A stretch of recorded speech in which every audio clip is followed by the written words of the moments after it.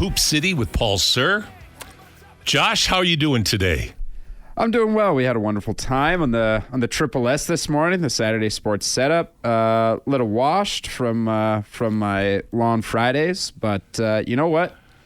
We came to play today, so we did come to play. I'm ready to. I'm rearing and ready to go. That's right, as they would say. Just spot up on the wing, and I'll find you. All right, perfect. I'll find you. So. That's right.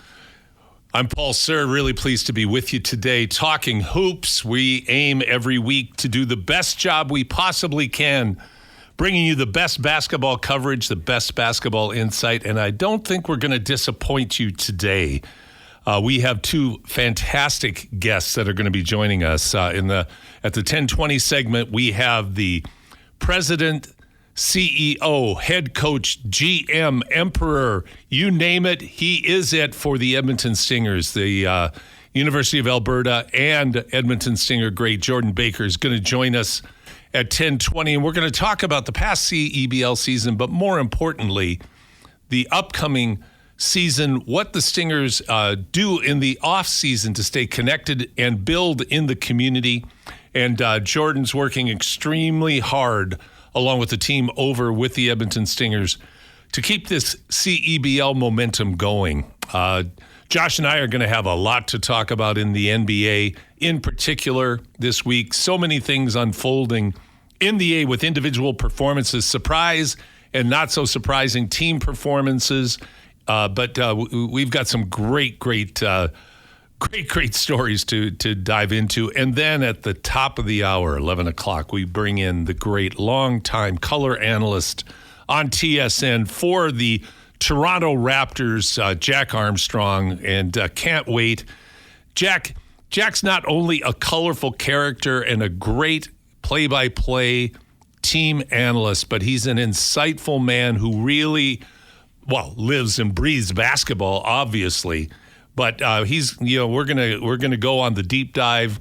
We're gonna go into the weeds together, and we're gonna do our very best to, I think, break the Raptors down in detail, but go into a number of other things that are going on in the NBA.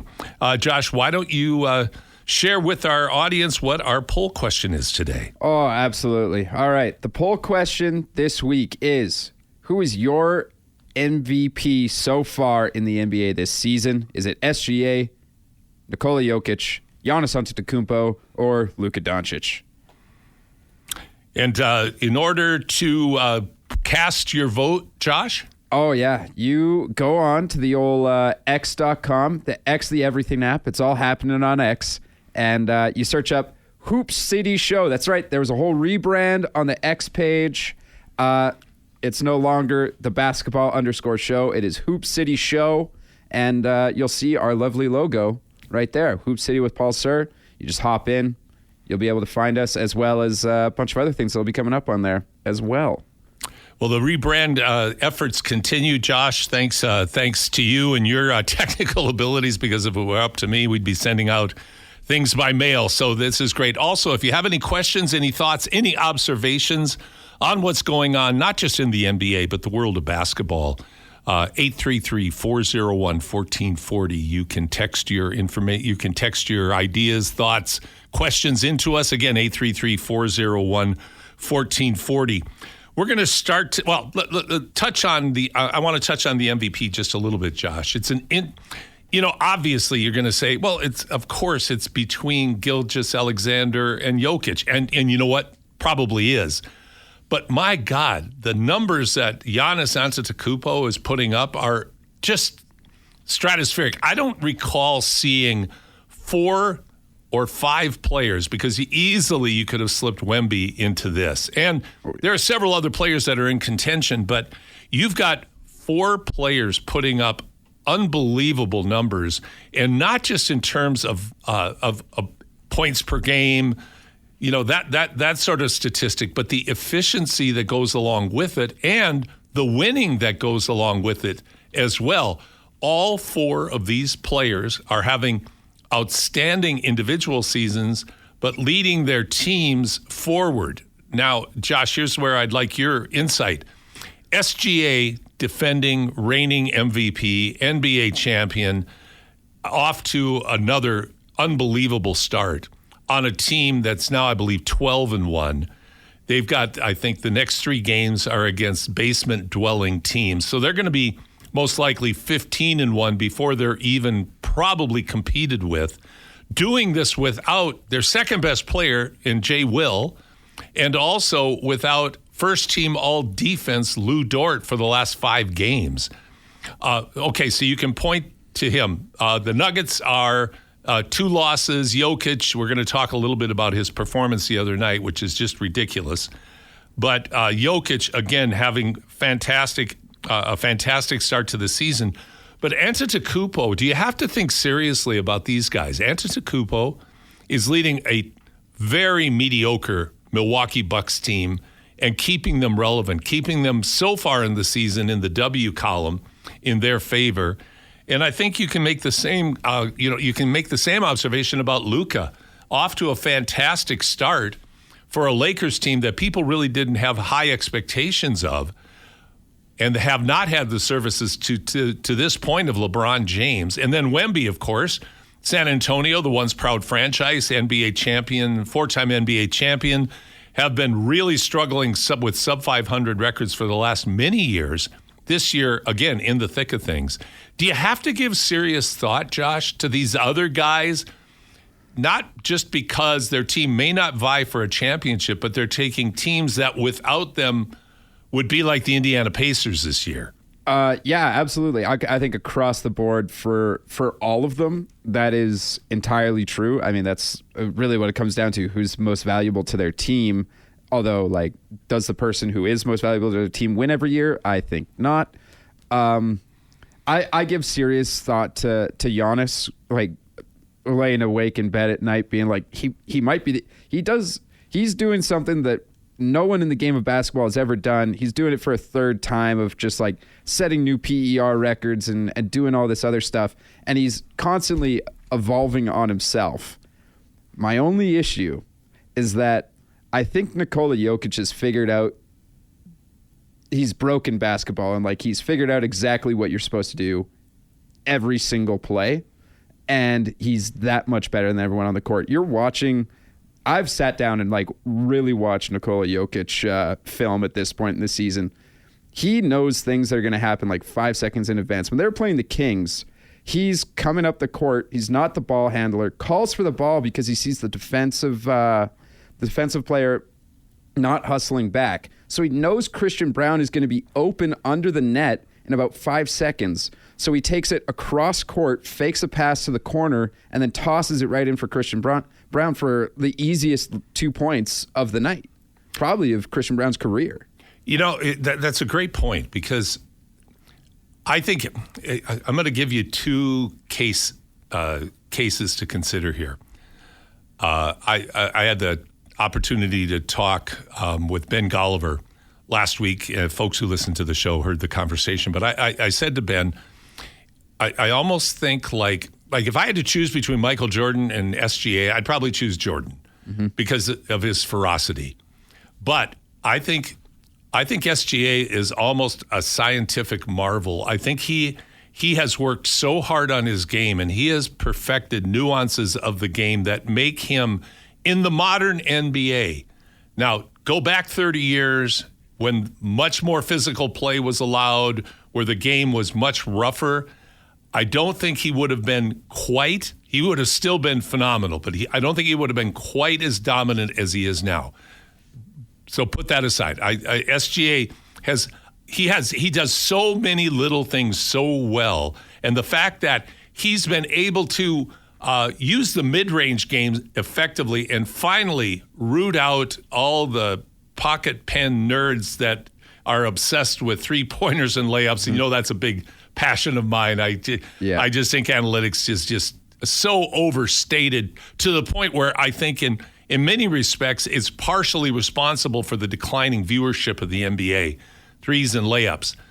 But you go to Jokic, to your point, Nikola Jokic has, I think, perfected the game. I think that's a perfectly worded observation, Josh, in that he's toying with the game now. Like, he's that grade 12 guy playing with junior high players. Oh, yeah. And that's an exaggeration. That's not to demean the rest of the NBA.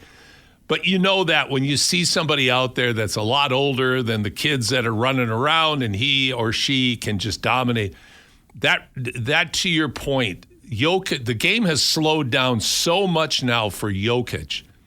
The guy can't jump. He's not quick, and he just owns everybody. The other night against a player in the Clippers who really bothered him last year in the playoffs, Jokic had 55 and 12 and made him look like a little kid. Yeah. Just a little kid. Just a guy who was helpless, just helpless. And of course, that was a night. You know, everybody has a night. Even Jokic has a night like that. But he has a lot of those nights. And a lot of the nights, like his volume this year is actually down. But he's leading the league in rebounding and assists. He might be the first player ever in history to lead the league in rebounds and assists. That's unheard of. And the absurdity of that is bigs don't lead teams in assists, don't lead leagues in assists. The best league in the world in assists. It's true. It's mind-boggling to watch him. It really is. Like, and I hope people spend the time really watching Denver play, not just the ball going through the basket, but, you know, watching and making sure you understand, you see what this guy is doing and how things unfold. And, of course, he makes those very splashy, extremely enjoyable look-away passes. He finds, you know, you talk a lot about, in hockey, you talk a lot about angles. Same in basketball, finding angles, finding cuts. And also what that does to improve the watchability of the game of basketball is you get away from the stagnant 5-out offensive spreads where guys are setting screen and rolls, everybody goes to the wing, to the corner, you rotate the ball and you shoot a three. This encourages guys to cut because if your defender looks away and you cut to the basket, you're open, the ball's going to be on your hands and you're going to score. So it increases the flow and the fun of the game of basketball, the beauty of the game of basketball, which is the passing and the cutting. Yes, I fully agree, which, I mean, I don't want to divert from what we're talking about because Nikola Jokic is as good as he is. That's okay. But that's also why the Toronto Raptors are super fun to watch this year. They are. They have their team IQ is through the roof. They This is basketball sin, what I'm going to say, but I have to preface that this is like on a minute level. It's not as good as it is because I caught some flack from Declan Kruger this week saying that the Toronto Raptors, when I watch them play basketball, it reminds me, I'm not saying it emulates, but it reminds me slightly of watching those early Spurs years when they had Parker Ginobili and Tim Duncan, because their whole offense was cut, find the right player to take the shot. It wasn't who was open, it was the person who was right for the shot and what they were seeing on the defensive end. And the Raptors are doing that because RJ Barrett will cut in and he'll take two defenders with him because he's been so dangerous at the rim this year. And then he kicks it out to the corner. The guy at the corner is like, oh, well, I'm just going to swing it over to the wing. And then, they cut back to the middle. Now Emmanuel Quickley's open at the top of the key, toss it out to him, bang, three-pointer, and they move back down in the end. And they're faster than those Spurs teams are. They're I don't know, fourth in the league in pace or something, which I know you hate analytics, but no, I don't. No, I'll qualify it. The asterisk is I don't hate analytics. I think it has its place. It just should not dictate the way a team plays. Right, so you completely. And I are in the same boat for that then. But they move fast. They're behind like the Miami Heat, who is the fastest team in the league and things of that. But their offensive sets don't take that long. They're not taking 20 seconds to find the right shot. It takes them 9 seconds. Well, and I think that's one of the great things that's evolving in the NBA right now is this point that Ben Golliver pointed out last week, is that teams now, a lot of this is due to the success of the Thunder, but teams now are really taking the deep look into what their talent should be utilized for. And I think that should turn my phone off. That I think that what you really have to take a look at is what your talent allows you to do. And I think the Raptors, to what you were just describing, Josh, that's exactly what they've done. They are playing the way their talent should play. Yes. Up-tempo, yes. Exploiting their versatility, absolutely. Like you mentioned RJ. The other night, RJ, in their win against Cleveland, he did not have a personally great game, but he competed every minute he was on the court. His effort is unqualified. And I think that whole buy-in by the Raptors right now is based around effort, and they're exploiting the talent. And I think what we're seeing emerge out of this, and I haven't been a critic of Scotty Barnes. I've just been wanting to understand what Scotty Barnes needs to evolve into with his unique skill set and physical attributes to become the best possible player and, using that overused phrase, best possible version of himself as a basketball player. Mm-hmm. That seems to be coming into focus this year. And certainly Brandon Ingram has been a positive addition. Little concerned about his character, little bit. Yeah, don't want to read too much in stuff, but don't really want to read too much into that, but that is not, that's a mini red flag waving. Yeah. That he's happy now. Will he be happy all year? That remains to be seen, but the Raptors are off to a great start, and we, in our deep dive today with Jack Armstrong, like I said, are going to really, really dissect the Raptors, so that will be a lot of fun. We're going to take a break right now. When we come back, we're going to be speaking with the coach, GM, and president of the Edmonton Stingers, Jordan Baker, right here on Hoop City with Paul Sir, Josh Fenwick. Glad you're spending your Saturday morning with us.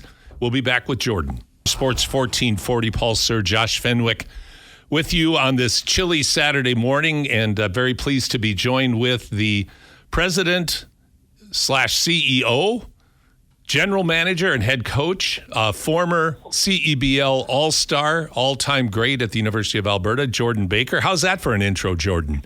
I don't know if CEO quite fits, but I'll take it. Okay, well, you know what? I thought I'd throw that in there. I'm not sure if they've added that. I guess the strategy here, though, is they've got to have at least one more title for you to give to you. So maybe that'll be the next one. Yeah, I mean, as long as it comes with a pay raise, I'm all for it. Jordan, thanks so much for joining us this morning. This was year 7 for the Edmonton Stingers. This is year 7 for the CEBL, going into year 8. I think I've got that right, don't I? Yep. Yeah, okay. So going into year 8, they expanded the season this past year. Why don't let's take a look back. Talk about the season for the Edmonton Stingers and for the league in year 7. Yeah, I mean, it was the first time we played 24 games instead of 20 in the regular season. And, so we had a couple more home dates. The season was a little bit longer, started a little bit earlier, finished a little bit later. So for us, we had a lot of new faces in the building, which is not uncommon in the CBL, certainly, but, we're a franchise that likes to bring back players who we know are capable in the league and that the fans can connect with. So for us, there was a few new faces, a lot of whom, were great additions to the team and ended up, getting some all-star nods at the end of the season. But overall, yeah, it was a very successful season for us. I mean, the Western Conference was very strong this year, so we ended up, with the third best regular season record in the league, and that was good for third in the West. So we ended up losing to Calgary in the playoffs, but lots of highlights throughout the season. Sean East, who is our stand-up point guard, broke the CBL single season points total record. So we were very glad to have him, and he was a runner-up for the MVP award. But all in all, we've got lots of good things to build on going into 2026. And correct me if I'm wrong, but didn't I see recently that Sean just signed a 2-way deal with an NBA team?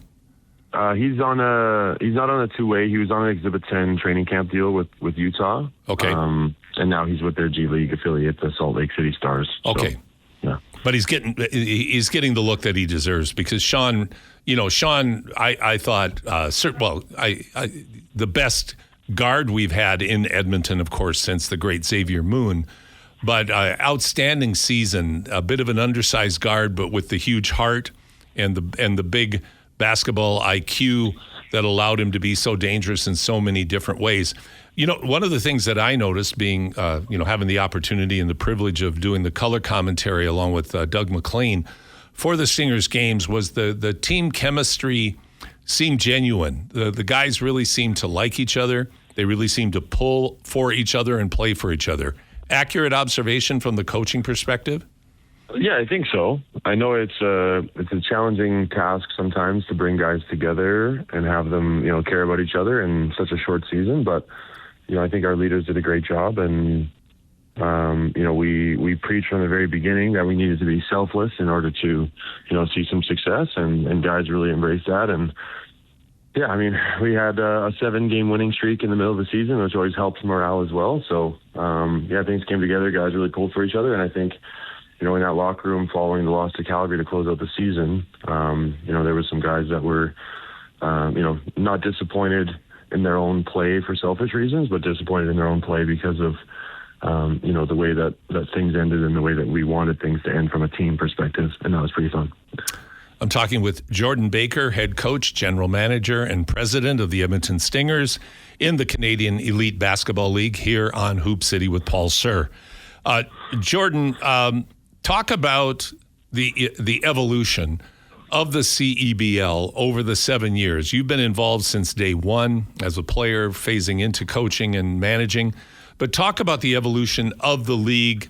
What are the trends that you're seeing? And I'll start first of all on the court with the quality of play, the quality of team, and the quality of the experience for the fans.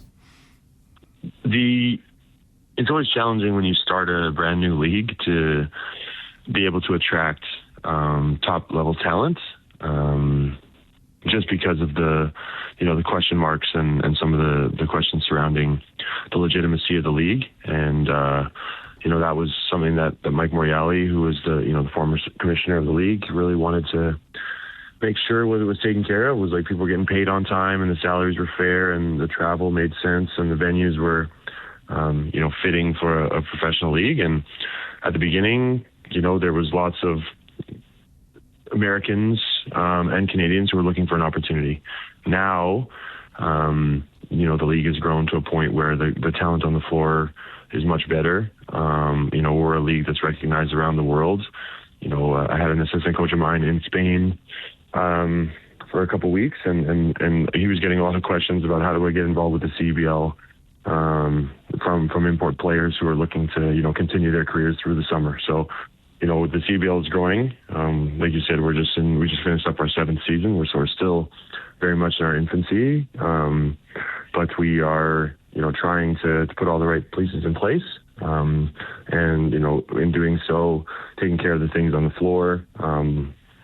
The fans are recognizing that, and our crowds are continuing to grow year over year, especially here in Edmonton. So it's a big jump from where we were 7 years ago. But hopefully we continue to grow and continue to attract guys that are one step away from the NBA for their summer fun. It's interesting, Jordan, because the league is a niche league. It's a short period of time in what is traditionally considered to be the off season for basketball leagues around the world. But it seems to be settling into, as you said, an opportunity for a lot of players to continue playing, to continue improving while making some decent money over a short period of time in that gap area. Now, the one concern that was expressed about the size or the length of the season being increased was the fact that this would be somewhat clumsy for some players that had contracts in foreign leagues that started earlier, because for a lot of foreign leagues, they start their preseason training in August. Was that an issue this year with some of your better players? It was an issue certainly across the league. But, for us, we had a couple of key pieces certainly that left. But it wasn't necessarily, it wasn't a surprise. They gave me plenty of heads up and warning, and we just felt like we had an opportunity to field the best team we did, and we're not big on bringing in hired guns to play a game or two. So I think in 2026, the schedule that I've seen is we're going to go back to a little bit more of a shortened tail end of the season. So we'll be, I think the finals are looking at mid-August instead of late August. And so they're hoping to, keep more of those talented guys around right until the end when, things get interesting in the playoffs. So in order to do that, what I would presuppose is that you will play more games in a condensed version as opposed to sometimes I think I don't want to call it necessarily a criticism of the league, but more of an observation / slight criticism. Are the gaps between not just home games, but games in general within the shortened season? So in order to accomplish that, I'm assuming you're saying they're going to stick with the 24-game regular schedule and then just try to condense it all down so you are done by mid-August, so there are fewer conflicts like I described. Yeah, that's the plan. I think opening day is somewhere in that sort of May 8th, 9th, 10th weekend for first games of the season, and then closing kind of that first weekend in August, and then playoffs to follow. So trying to squeeze in 24 games in basically 3 months' time is going to be a fun challenge. Yeah, it is. It is actually, and I can see the pros and cons of that. But there are some definite pros in there because I think building a fan base is always helped by more games closer together in their home arena. So I'm actually excited to hear about that adaptation by the CEBL. Jordan, talk about Mike Morreale's impact on the CEBL and what his moving on to whatever. I'm not sure what Mike is doing now, but he did make the decision to leave his position. He, I think, has been the face of the CEBL. I think Mike has worked extremely hard, done some phenomenal things in terms of building this league up to relevance and raising its profile. Talk about the impact of losing a figure like that on the league and what the league needs to do to replace somebody who has been so significant in this league's infancy. Yeah, I mean, Mike was one of the guys who founded the league and one of the guys who really, pushed us to continue to play and found a way to, put together the bubble tournament over COVID and understanding that, a league that's only a year and a half old can't shut down for a full year and expect to be able to pick things up on the other side of a pandemic. So, I mean, his vision, his drive, his, trailblazing attitude and spirit has made this league what it is. And you mentioned it, he's been the face of the league. He's been an advocate and a supporter of Canadian basketball. And I think his experience with the CFL has helped us as a league avoid a lot of potential pitfalls early in our existence. He knew the importance of Canadian content and being flexible with the pay structure and how things are set up in our league have all been because of his experience with Canadian sport and with the CFL. And we were off to a much better start with a much better foundation than a lot of leagues that have come and gone in Canada on the basketball side. So, yeah, I can't say enough good things about Mike. His contributions have been tremendous, and we wish him all the best. And I'm not sure what the league's plans are, but it's going to be big shoes to fill, certainly, in that commissioner role. Jordan Baker, president, GM, and head coach of the Edmonton Stingers of the CEBL, joining us on Hoop City on Sports 1440. Okay, Jordan, moving forward, you've got a gap now of a number of months that you're in until the training camp starts in late April or May, and the season gets started. What is the organizational philosophy about what to do in the community in the off season?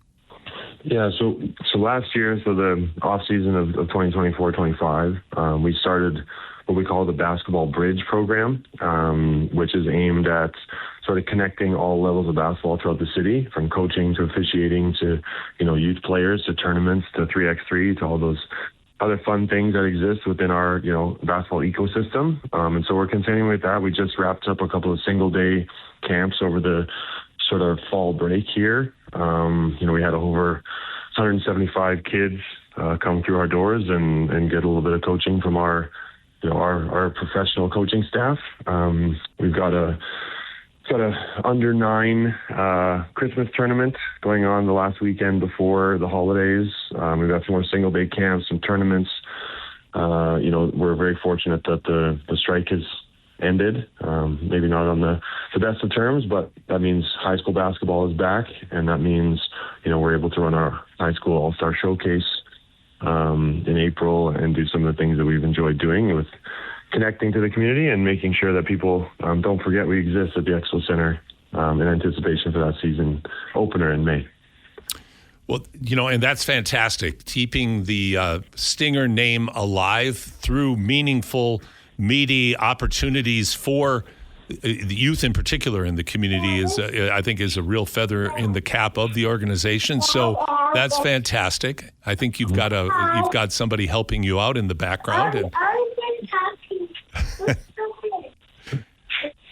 that's fantastic. Now let's talk about next season. Now, I assume you're already thinking about the composition of the team, who you have back, what you bring in. When does that process start for you, Jordan? I'm in contact with players now, especially like our players from 2025. Just checking in on them, making sure that they know that I'm following along closely and that we're interested in bringing them back for next season. Players typically right now are worried about making sure they're carving out a role and doing their best to adjust to their winter seasons.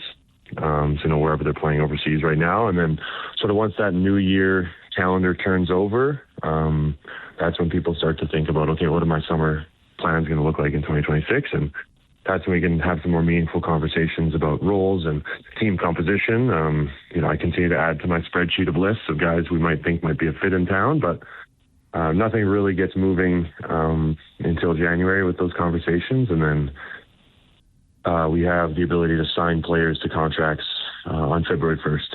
And so that's sort of when free agency opens, and we'll do our best to figure out, what that looks like for us. And oftentimes we're signing players right up until, the middle of April. So it's a fun couple of months as we try to, put together what we think a team that would be, a competitive championship caliber team looks like on paper. And then I get 9 days to get them ready for the first game. So we're still identifying players and looking at, especially Canadians that are in the NCAA or going to be finishing their NCAA careers and how they might be able to be a good fit for us. Take a pay cut to come play in the CEBL, but we're excited about those conversations come the new year. And when you're referring to that, I know that's a bit tongue-in-cheek, but it's actually accurate because, and I know you mean it in a serious way as well, is because of the change in the NCAA and the way that they're compensating players right now. What you just stated is probably true. And finally, Jordan, one final question. One of the observations I think a lot of people are making is that the G League has become much, much more significant in filling out teams' rosters in the CEBL. Now, you have so many considerations that have to go in terms of putting your roster together, but timing of players and foreign contracts. For instance, I'll use the example, a guy like Ahiru Guak from Harry Ainley, who last year couldn't have played even if he would have wanted to because he was rehabbing from a serious knee injury.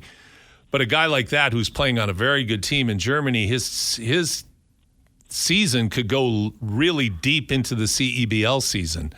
Then you have to factor in time of rest, all of those things. Whereas with the G League season, it's much more conducive. How important is the G League to Jordan Baker in terms of you scouting potential talent for the 2026 Edmonton Stingers? Yeah, it's tremendously important. Being able to have somebody from start to finish without concerns of them, showing up late or leaving early it's huge. The hard part is, oftentimes the G League, there could be transactions from, upgrading a player from a G League roster to a 10-day to a two-way, where now all of a sudden they're not looking towards CBL opportunities, but towards NBA opportunities and summer league and all the fun things that come along with being, an NBA player. So those conversations, especially when the trade deadline is, oftentimes, you get the rug pulled out from under you a little bit if you're having conversations with the guy and it's looking good, and then all of a sudden they get signed to a 10-day deal in the NBA, and now their CEBL future is certainly in question. So for us, we try to cast a wide net trying to identify some players that have, had good college careers, but maybe are a little bit undervalued in the G League, and finding guys that we think would fit our style of play and honestly our personality, because we're a very much blue collar city, and try to embody that on the floor with guys that are hardworking and don't take things for granted and are not big ego guys, because I like coming to work and being able to deal with players that are open to coaching and want what's best for the team and want to represent Edmonton the right way. So the G League is a challenging entity for sure, but with the timing of our season, it's a very much important one that we're continuing to try to explore. And all these guys are there for a reason. They want to play in the NBA, and anything short of that sometimes can be seen as a letdown. So for us, we're trying to sell our league as another stepping stone to get to where they want to get to, which is suiting up on an NBA basketball floor. I like the image that you created, Jordan, of casting the wide net. I'm going to throw another one in as we close out here. It's juggling chainsaws on a unicycle while playing a trumpet. So I think you've got a lot of factors that you have to take into account in assembling, keeping, and building a roster and building cohesion and chemistry. And the success of the Stingers speak for itself. Jordan, you've been a huge, huge part of it. I really want to thank you for taking the time this morning. I know you're a father of a youngster, and you're a very busy man. So thanks for joining us. We look forward to having you join us frequently here on the newly named Hoop City with Paul Sir. And all the best in the offseason and all of your community endeavors as you build up to the 2026 Edmonton Stinger season. Fantastic. Well, thanks for having me, and we'll chat soon for sure. Okay, Jordan Baker, President, President, GM, and head coach of the Edmonton Stingers, joining us here on Hoop City with Paul Sir. We're going to take a break right now. When we come back, Josh and I are going to dive a bit deeper into the NBA as we prepare for the 11 o'clock deep dive with the great Jack Armstrong here on your sports leader, Sports 1440. Play that funky music. I just love that song. It's such a great riff. We're going to talk a little bit, Josh, about some other outstanding individual performances. We talk about the great SGA. We talk about Nikola Jokic's unreal 55 performance the other night against the Clippers. But there are some other really special individual performances that I really think need to be highlighted.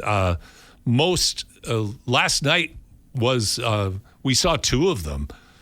The ageless, it would seem, Steph Curry in his new Nikes as he just split up from Under Armour. And you know what? Under Armour and Curry just never really quite took, did it? I guess not, even though he was there for long time.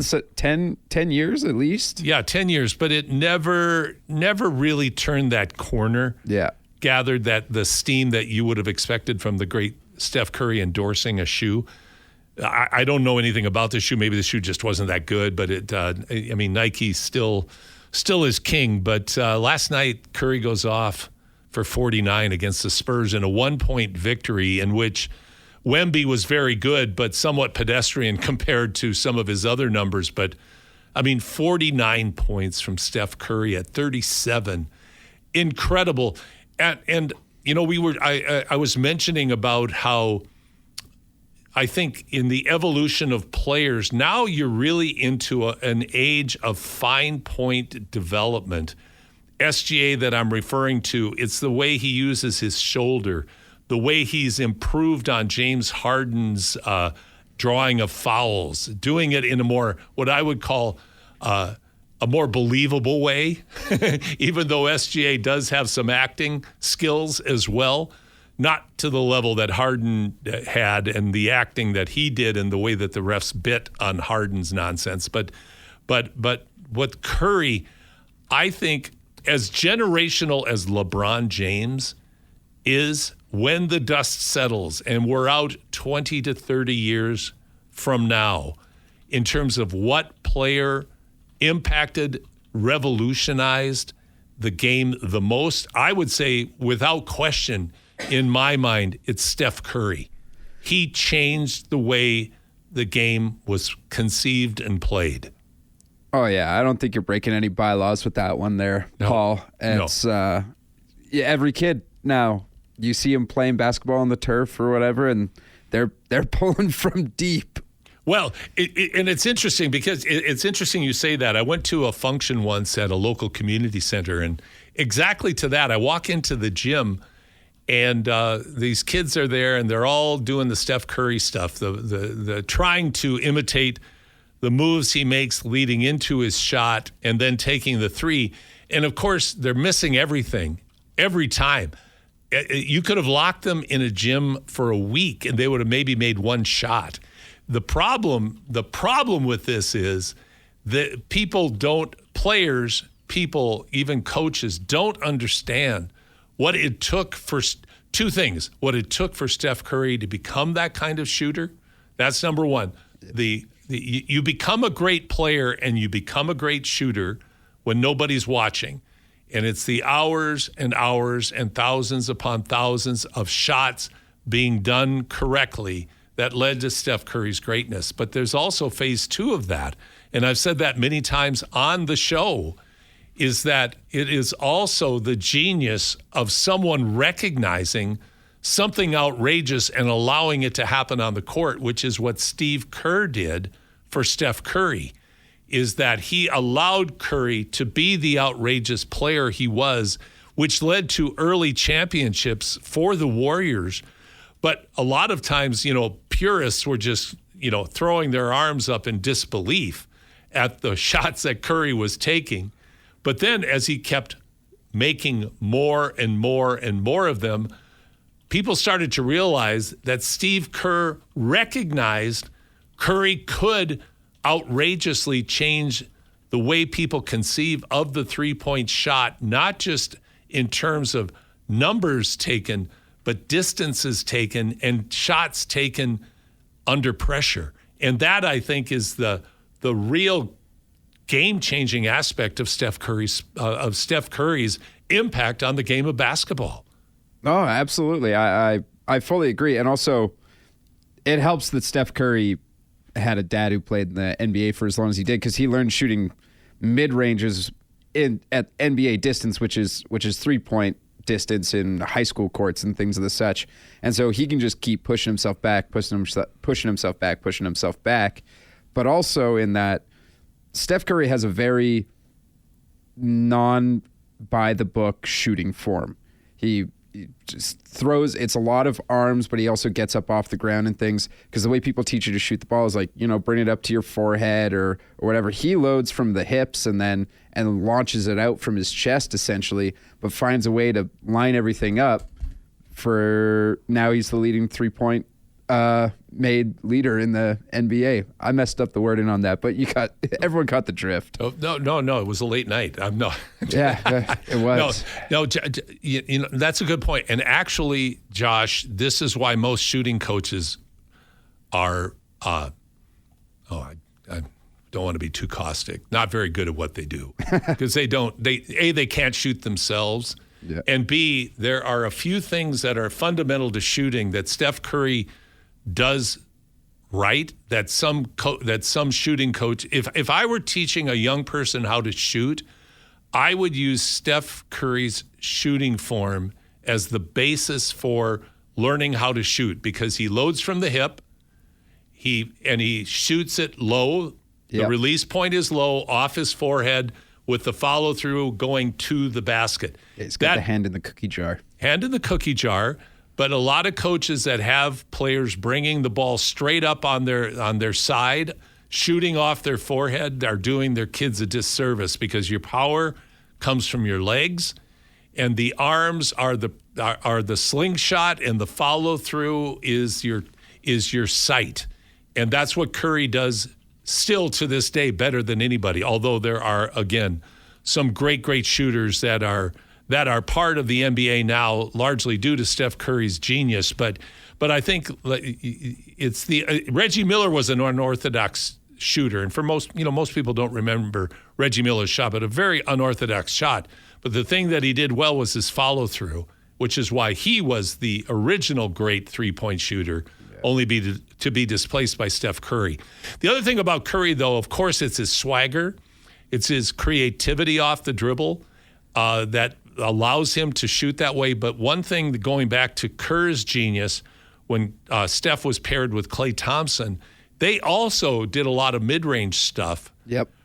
To get to make sure the defense had to respect them on the outside, because they would run actions, what are called actions in basketball, to free up Klay and even Steph to get elbow jumpers. And by elbow, I mean right at the intersection of the free throw line, to get jumpers from there, because that allowed them to have more space when they were shooting three-pointers. So I think, you really have to combine a whole bunch of different factors, but at the heart and soul of it, it was Steph Curry. Like you said, Dell is his father, played with the Raptors. Steph has a history in Toronto.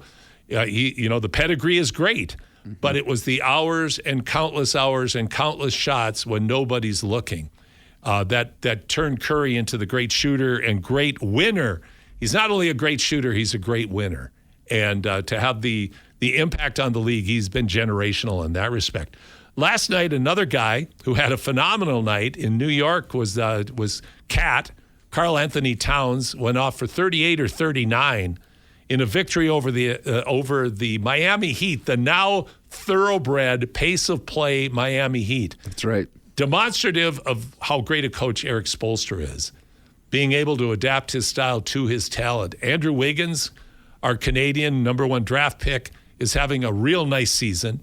He's not the dominant player on that team, but he has fit very well into this scheme. And one of the great out-of-bounds plays took place in the last week. Oh, yeah. With the lob to Wiggins with 0.5 seconds left. Super fun. Yeah, that was. In their victory, the Heat's victory over the Cleveland Cavaliers. YouTube that one. 140-132 without Jalen Brunson.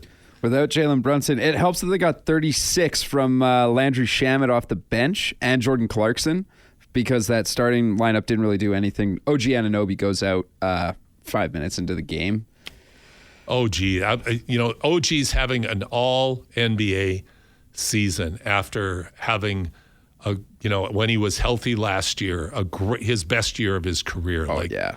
But the guy he's almost Kawhi-like. He just can't stay. He just can't avoid the injury bug. He gets hurt so much. Frustrating. Hamstring strain, ESPN's telling me. Hamstrings. I don't get this. In 2025, how, the injuries that guys have now, I'm really baffled at, with all that we know now about training, nutrition, stretching, hamstring. Groin I can kind of see once in a while, but the hamstring really, really baffles me, unless you just have tight hamstring or scar tissue or whatever. But I digress here. But last night, Cat had a fantastic night. The Wolves went to the Timberwolves. My Timberwolves went to 8-4. They beat a very, lowly Kings team. Yeah, the Kings aren't very good. No. Poor DeMar last night, 6 points. Not a great night. It was good to see Sabonis have a better night. Sabonis, incredible night. Yeah, and I love Sabonis. Hopefully the Kings will figure it out. They get Murray back. They get healthier. They should be better than they are, I guess, is where I'm going. But the Wolves are better now that Anthony Edwards, who had a brief injury timeout from the team. It seems like that the Randall-Edwards combination is pretty lethal, and they really seem to have figured each other out. The concern I have with the Wolves is their depth, because they just – their lineup, their depth just is not very impressive. When they go to the bench, it's even Naz Reid this year has been very underwhelming coming off the bench. And it always ticks me off when I see that. Now, maybe there are extenuating circumstances, and I'm going to have Alan Horton on, the play-by-play radio play-by-play guy for the Minnesota Timberwolves, who we have on quite frequently. We'll have Alan on in the next couple of weeks. I'm curious, has Naz Reid hurt? Is it just the way things have worked out, or is it because he got paid? I don't get the number. I don't get the number drop off. They need Naz Reid to be more impactful. So, I'll look forward to when we have Alan on. And speaking of looking forward, I've been looking forward to this all week. Actually, for a couple of weeks when Jack agreed to come on. We're going to take a break right now, and at the top of the hour when we come back, we're going to come back with the great Jack Armstrong, play-by-play, decades-long play-by-play guy with the Toronto Raptors on TSN. Here on your sports leader, Hoop City with Paul Sir, Josh Fenwick on Sports 1440.